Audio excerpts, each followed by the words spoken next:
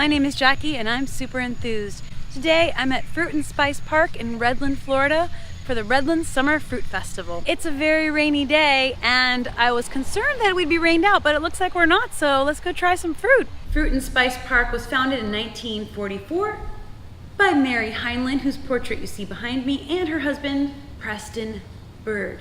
Fruit and Spice Park really is Mary Heinlein's legacy. Today is the annual Redland Summer Fruit Festival. Here's a map of the park. As you can see, it's quite large. The focus here is fruits, nuts, and spices from around the tropics. This park was conceived as an educational resource for the community to demonstrate the subtropical climate and what we can grow here, which is astounding.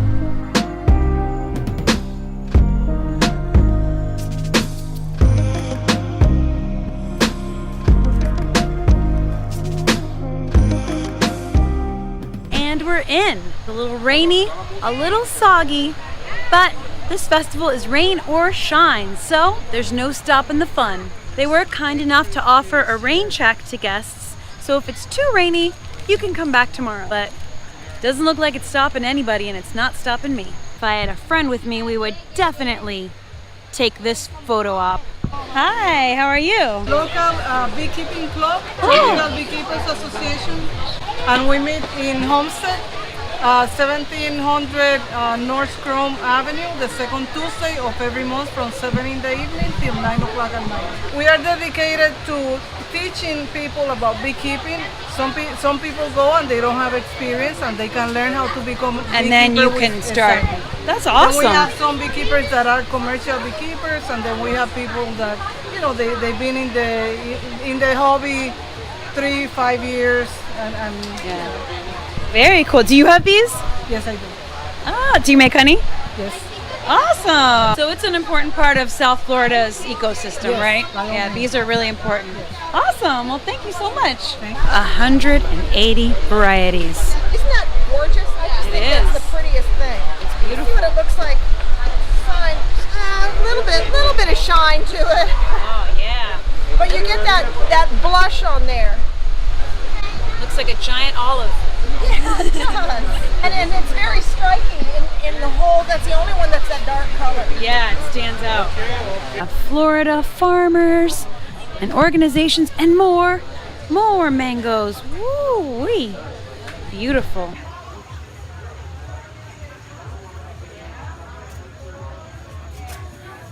Citrus plants.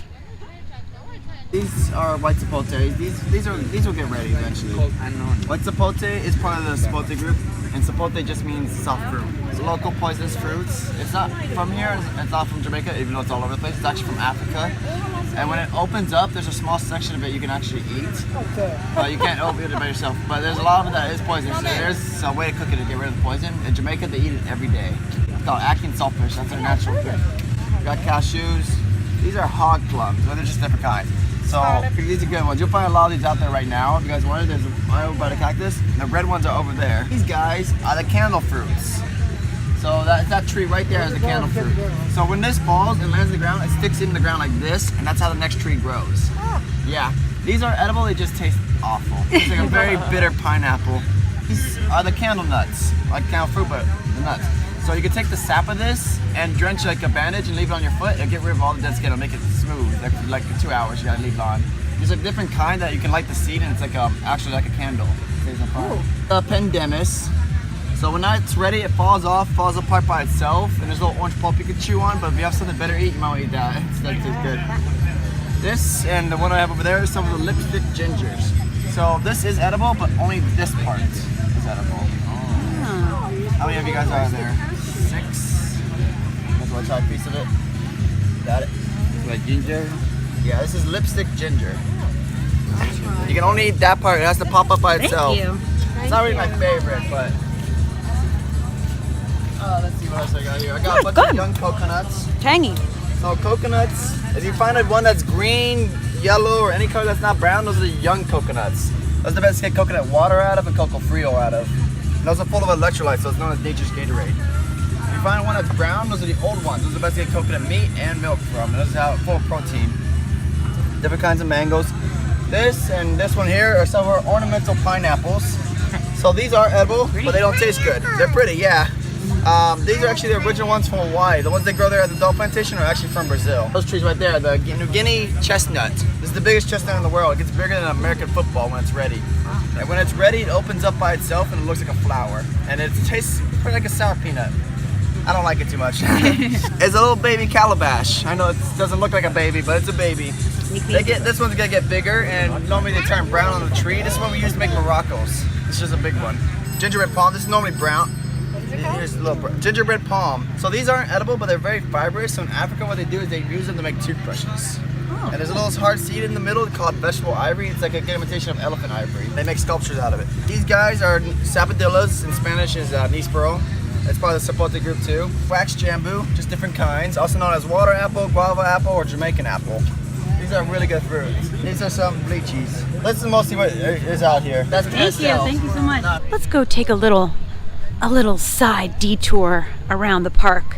So the festival is taking place over there, but this park is quite large. There is a lot to see, and on non-festival days, or even today, you can take a walk around the entire park and it's lovely. Here's just an example of some of what grows here. Avocado, lignum vitae, jaboticaba? Jaboticaba? I don't know. Jaboticaba? Someone figure out the pronunciation of that for me. The walking trails take you through several areas that feature some of the primary fruits grown here. Sapote, allspice. I don't know if it's just my imagination, but it actually smells pretty spicy. It smells really good. You can actually pick what's on the floor and eat it. Anything that's dropped from the trees, you can take, which is pretty cool.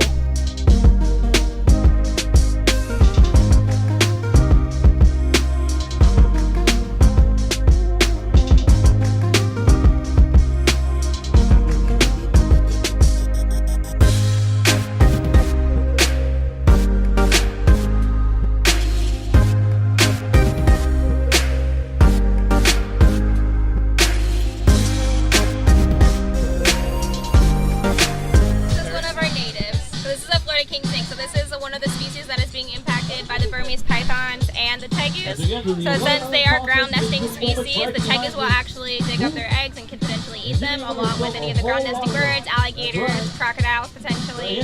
But since it's also a snake, it is competing for food and resources with the Burmese pythons, who are obviously much larger. You can have one as a bookmark. Oh, cool. Even better. Thank you. Thanks so much. You have this, which is for reporting the tegus and the pythons if you do see them, along with any other non-native species. And you can report them to the phone call or the app or online to FWC, and we get those notifications as well. So we're actually able to go and do a rapid response. So if someone says, oh, hey, I have a tegu in my yard, we're actually able to go to their house and try to trap it and remove it for you. That's great. Thank you. Absolutely. Awesome. Good work. Thank you. And of course, airboat rides.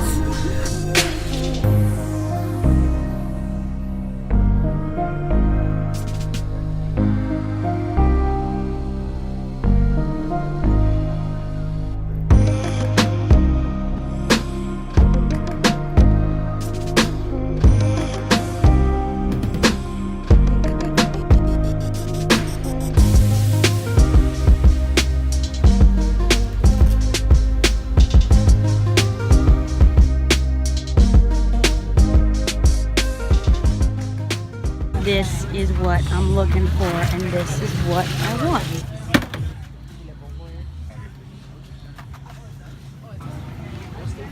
I did it.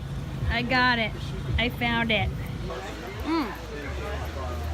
Only way to do it. Caffeine, anyone?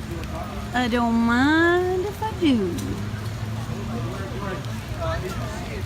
At some point in every day, most people in the world will drink a cup of coffee and or tea. So we've got coffee plants and tea plants. And here we have an example of some container gardens. For those of you with small yards or balconies, you can still grow delicious fruits. They sure look good.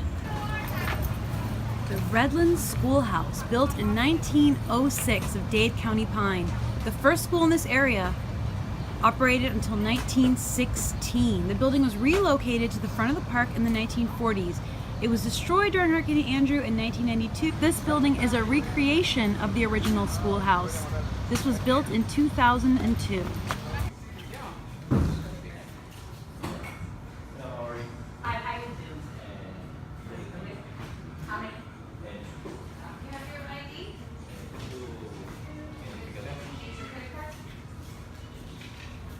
The Bower Neal Mitchell House, built in 1902 by John Bower. This simple home was located in the Pinelands, occupied by the Bowers until 1904. The Neal family lived in the home until 1982. In 1982, the home was purchased and donated to Fruit and Spice Park, moved to the park and incorporated into the structure. Like the schoolhouse, oh dear, I just got spiked by spikes.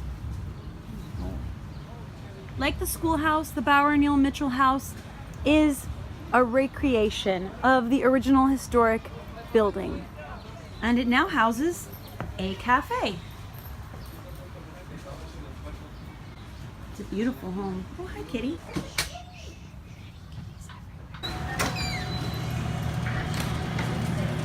Little beverages, smoothies and shakes.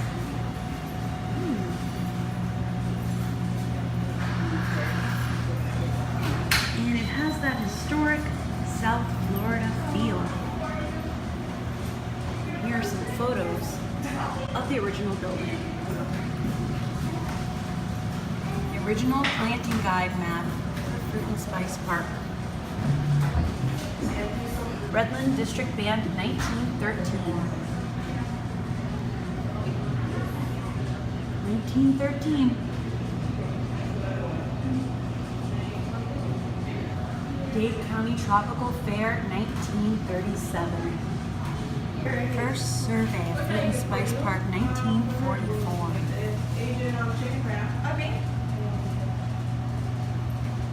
Wherever you live, a smooth paved highway leads from your door to this exposition. Redland District Scenic Guide 1949.